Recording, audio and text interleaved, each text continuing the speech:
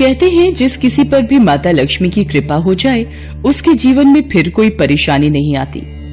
माता लक्ष्मी स्वास्थ्य, संतान, धन, वैभव तथा सौभाग्य प्रदान करने वाली देवी हैं। वो जब किसी मनुष्य पर अपनी कृपा दृष्टि डाल देती हैं, उस मनुष्य का जीवन सफल हो जाता है। ऐसी ही एक पौराणिक कथा के अनुसार माता लक्ष्मी ने नौकरानी बनकर एक माली के घर में बरकत की और उसके परिवार को खुशियों से भर दिया।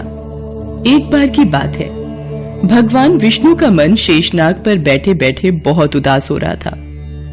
उन्हें धरती पर घूमने की इच्छा हुई और वो अपनी यात्रा की तैयारी में लग गए। स्वामी को तैयार होता देखकर लक्ष्मी माता ने भगवान विष्णु से पूछा, अरे स्वामी, आज सुबह सुबह तैयार होकर कहाँ जाने की तैयारी में हो?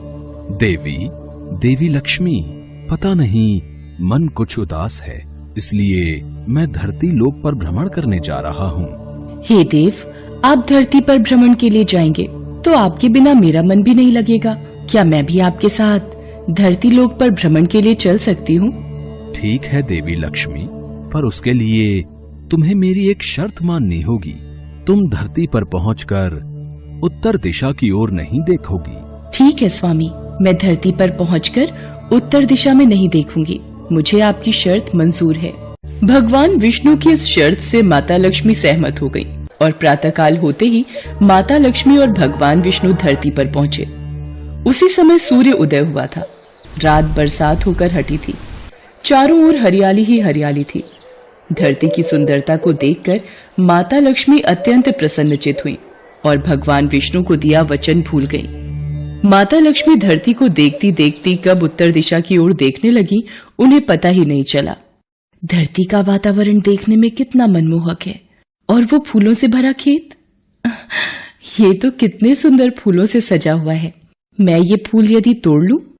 उत्तर दिशा में माता लक्ष्मी को एक बहुत ही सुंदर फूलों का खेत नजर आया और उसी तरफ से खुशबू के साथ बहुत ही सुंदर सुंदर फूल खिले थे। ये एक फूलों भरा हुआ खेत था। माता लक्ष्मी बिना सोचे समझे उस खेत में चली गईं और एक सुंदर सा फूल तोड़कर ले आई। जब माता लक्ष्मी भगवान विष्णु के पास वापस आई तो भगवान विष्णु की आंखों में आंसू थे। ये देखिए स्वामी, कितना सुंदर फूल है। अरे स्वामी, आपकी आंखों में ये आंसू क्या हुआ? स्वामी, क्या मुझसे कोई गलती हुई है? बताइए स्वामी। देवी लक्ष्मी, आप मेरा वचन याद नहीं रख पाई। शर्त के अनुसार आपको उत्तर दिशा में नहीं देखना था और साथ ही साथ आपको ये भी सोचना था कि किसी की कोई भी वस्तु को कभी भी किसी से बिना पूछे नहीं लेना चाहिए। स्वामी, मुझसे भूल हो गई, मुझे क्षमा कर दीजिए। देवी लक्ष्मी, आपने जो भूल की है उसकी सजा आपको जरूर मिलेगी। जिस माली के खेत से आपने बिना पूछे फल तोड़े हैं, ये भी एक प्रकार की चोरी है। इसलिए देवी लक्ष्मी, आप 3 वर्ष तक माली के घर में रहेंगी। इसके बाद मैं स्वयं आपको वैकुंठ वापस बुलाऊंगा। जैसी आपकी आज्ञा स्वामी। माता लक्ष्मी ने चुपचाप सिर झुकाकर वचन स्वीकार किया और भगवान विष्णु वैकुंठ लौट गए। माता लक्ष्मी ने एक गरीब लड़की का रूप धारण कर लिया। खेत के मालिक का नाम माधव था। माधव की पत्नी 2 बेटे और 3 बेटियां थीं। सभी उस छोटे से खेत पे काम करके किसी तरह से गुजारा करते थे।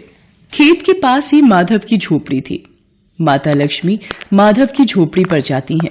माधव लड़की को देखकर पूछता है, तुम कौन हो और इस समय तुम्हें क्या चाहिए? मैं तुम्हारी क्या मदद कर सकता हूँ? मेरा नाम लक्ष्मी है। मैं एक गरीब लड़की हूँ। मेरी देखभाल करने वाला कोई नहीं। मैंने कई दिनों से कुछ भी नहीं खाया। मुझे कोई भी काम दे दो और मैं तुम्हारे घर का काम भी कर दिया करूंगी। बस मुझे अपने घर में एक कोने में आसरा दे दो। माधव बहुत ही अच्छे दिल का आदमी था। उसे लड़की पर दया आ गई। वो लड़की से बोला, देखो बिटिया, मैं तो बहुत ही गरीब माली हूँ। मेरी कमाई से मेरे घर का खर्च बड़ी मुश्किल से चलता है। लेकिन अगर मेरी 3 की जगह 4 बेटियां होती तो भी मैंने ही गुजारा करना था। जैसा रूखा सूखा हम खाते हैं वही खिला सकता हूं।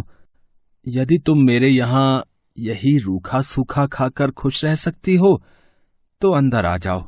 आपने मुझे अपनी झोपड़ी में शरण दी। आपका बहुत बहुत शुक्रिया।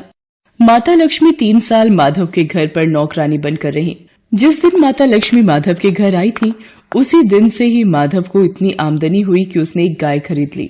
अजी, ये नई गाय खरीद लाए, ये तो बहुत अच्छा हुआ। आज तुम्हारी आमदनी बहुत अच्छी हुई। सरला, सब माता लक्ष्मी की दया है। माधव, मैंने कोई चमत्कार नहीं किया। ये सब तुम्हारे दयालु स्वभाव का ही फल है जो आज तुम्हें प्राप्त हुआ है। तुमने तो मुझे एक गरीब लड़की समझकर अपने घर में शरण दी है। धीरे धीरे माधव की आमदनी अच्छी हो गई। उसने जमीनें खरीद ली और फिर एक बड़ा पक्का घर भी बनवा लिया। सारी सुख समृद्धि, गहने, कपड़े, जेवर, सब कुछ अब माधव और उसके परिवार के पास था। लक्ष्मी माधव के घर और खेत में काम करती रहती थी। एक दिन माधव ने सोचा, मुझे ये सब इस लड़की लक्ष्मी के आने के बाद मिला है। जब से ये मेरे घर आई है, मेरी किस्मत ही बदल गई है। माधव लक्ष्मी के बारे में सोच में ही था कि एक दिन जब वो अपने खेत से काम खत्म करके घर आया तो अपने घर के सामने द्वार पर एक देवी स्वरूप गहनों से सजी एक लड़की को देखकर हैरान रह गया। उसने ध्यान से देखा। अरे, ये तो मेरी मुंह बोली बेटी यानी लक्ष्मी है क्या? ये तो साक्षात माता लक्ष्मी है। सरला, सरला, बच्चों के साथ बाहर आओ। माता लक्ष्मी स्वयं हमारे द्वार पर आई है। माधव का पूरा परिवार बाहर आ गया। सब हैरान होकर माता लक्ष्मी को देख रहे थे। माता लक्ष्मी, हमें माफ करना। हमने अनजाने में आपसे अपने घर और खेत का काम करवाया। माता, हम आपको पहचान नहीं पाए। हमसे ये कैसा अपराध हो गया। माता, हम सबको क्षमा कर दो। माधव, तुम बहुत ही नेक दिल और दयालु व्यक्ति हो। तुमने मुझे आश्रय दिया, 3 साल तक अपनी बेटी की तरह रखा। इसके बदले मैं तुम्हें वरदान देती हूँ कि तुम्हारे पास कभी भी खुशियों की और धन की कमी नहीं रहेगी। तुम्हें सारे सुख मिलेंगे जिसके तुम हकदार हो। माधव को और उसके परिवार को आशीर्वाद देकर माता लक्ष्मी अपने स्वामी भगवान विष्णु के द्वारा भेजे रथ में बैठकर बैकुंठ चली जाती हैं। माधव और उसका परिवार हाथ जोड़कर माता लक्ष्मी का गुणगान करता है।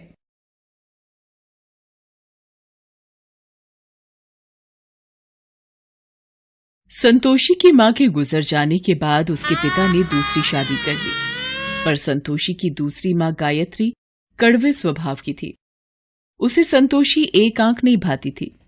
एक बार, जब देखो तब पूजा पाठ में लगी रहती है, जैसे भगवान गणेश तेरी ही सुनने को बैठे हैं और घर के काम मैं कर लूंगी। तुझे तो कोई चिंता ही नहीं है और तुमने बस एक गणेश की मूर्ति लाकर रख दी है और लगा दिया बेटी को पूजा पाठ में, जिससे घर के कामों से बच जाए। गायत्री, अगर संतोषी भगवान गणेश की पूजा करे तो उसमें क्या दोष? भगवान गणेश की पूजा करने से मन को शांति और सुख मिलता है। तुम भी इनका नाम लिया करो। मेरे पास और भी काम होते हैं, खाली नहीं हूं जो तुम दोनों के साथ अपना समय खराब करूं। संतोषी बिटिया, ला मोदक का प्रसाद दे दे। मैं दुकान होकर आता हूं। ये लो बाबा, मोदक का प्रसाद। संतोषी भगवान गणेश की बहुत पूजा करती थी और जब कभी वो दुखी होती तो उन्हीं से अपना हाल कहती। हे गणेश जी, माँ मुझसे इतना बुरा व्यवहार क्यों करती हैं? वो पूनम से तो बहुत प्यार से बात करती हैं, पर मुझे डांटती रहती हैं। पूनम गायत्री की अपनी बेटी थी और संतोषी सौतेली। ये भेदभाव हमेशा से ही गायत्री दोनों में करती थी। गणेश चतुर्थी के दिन आने वाले थे। लोग अपने घरों में गणेश प्रतिमा की स्थापना करने के लिए खरीदारी कर रहे थे। बाबा, मुझे भी गणेश चतुर्थी महोत्सव करना है। इनकी प्रतिमा की स्थापना करनी है। ठीक है संतोषी, तुम मेरे साथ बाजार चलकर प्रतिमा ले आना, ठीक है? संतोषी खुश हो जाती है और भानु प्रकाश के साथ भगवान गणपति की प्रतिमा ले आती है। अगले दिन, ये देखो बाबा, भगवान गणेश की प्रतिमा कितनी सुंदर है। हाँ बेटिया, प्रतिमा सच में बहुत सुंदर है। अब 10 दिन तक इनकी खूब सेवा करना, फिर हम धूमधाम से गणपति विसर्जन को जाएंगे। बाबा, मैं भी चलूंगी गणपति विसर्जन में। कोई जरूरत नहीं है किसी विसर्जन में जाने की, ना मैं जाऊंगी ना तू। मैं भी देखती हूँ तू गणपति विसर्जन कैसे करती है। संतोषी भगवान गणेश की प्रतिमा को भोग लगाती और पूजा आरती करके भोजन ग्रहण करती। एक सुबह, गणपति की प्रतिमा कहाँ गई? बाबा, मेरे गणेश की प्रतिमा यहाँ नहीं है, स्थान खाली है बाबा। मेरे गजानन कहाँ गए? रो मत संतोषी, ऐसे प्रतिमा कहीं नहीं जाएगी। रुक, मैं देखता हूं। गायत्री, पूनम ने यहां गणेश जी की प्रतिमा रखी थी, पर अब नहीं है। मुझे क्या पता कहाँ गई, मैं ये सब देखती रही तो हो गए काम। बाबा, अब कल हम किसका विसर्जन करेंगे? बाबा, लगता है मेरे से कोई अपराध हुआ है जो गणपति नाराज होकर चले गए। लौट आओ भगवान, मेरे से यूं रूठ कर मत जाओ।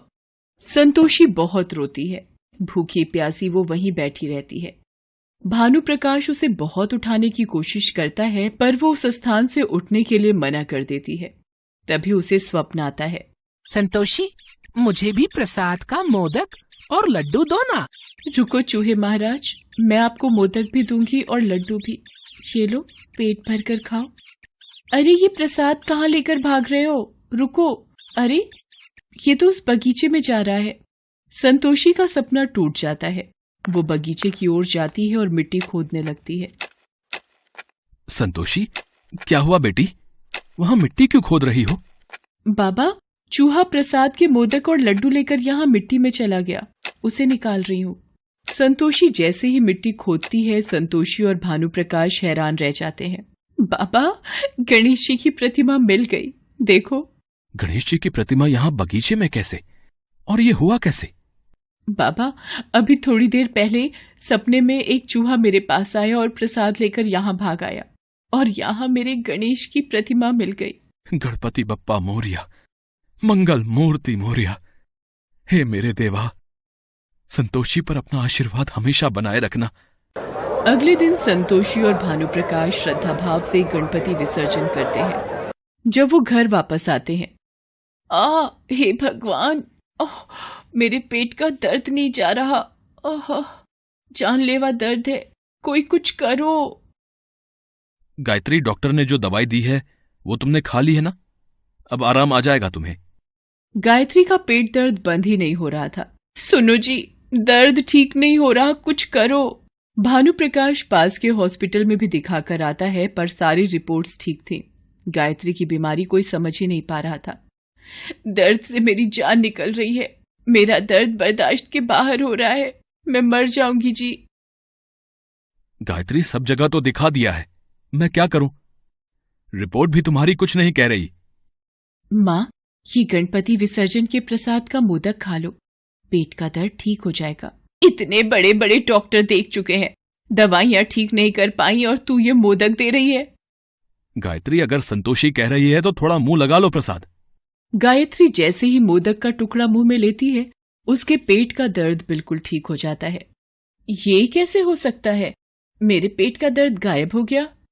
मैंने कभी भी भगवान गणेश पर विश्वास नहीं किया, पर आज उनके नाम का प्रसाद खाकर मैं ठीक हो गई, और मैंने उन्हीं गणेश भगवान की प्रतिमा को घर के बाहर मिट्टी में छुपा दिया ताकि संतोषी पूजा न कर पाए, और आज इसी के हाथों से प्रसाद खाकर मैं ठीक हो गई। गायत्री, तुमने हमेशा संतोषी को अपने से दूर रखा। तुमने गणपति महाराज की प्रतिमा को उनके स्थान से उठाकर मिट्टी में दबा दिया। शायद भगवान ने इसी बात का तुम्हें सबक दिया है कि कभी भी किसी के साथ बुरा बर्ताव मत करो। संतोषी गणेश की भक्त है, इसके हाथों तो पानी भी अमृत बन जाता है। संतोषी बिटिया, इधर आ मेरे पास, अपनी माँ को माफ कर दे। गायत्री संतोषी को गले से लगा लेती है। भानु प्रकाश और पूनम भी ये देखकर बहुत खुश होते हैं। गायत्री को अपनी गलती का एहसास होता है। सब मिलकर गणेश जी की पूजा करते हैं। गणेश चतुर्थी के उत्सव पर गणेश संतोषी के जीवन में खुशियां बिखेर जाते हैं। संतोषी की गणेश भक्ति का फल उसे प्राप्त हो जाता है।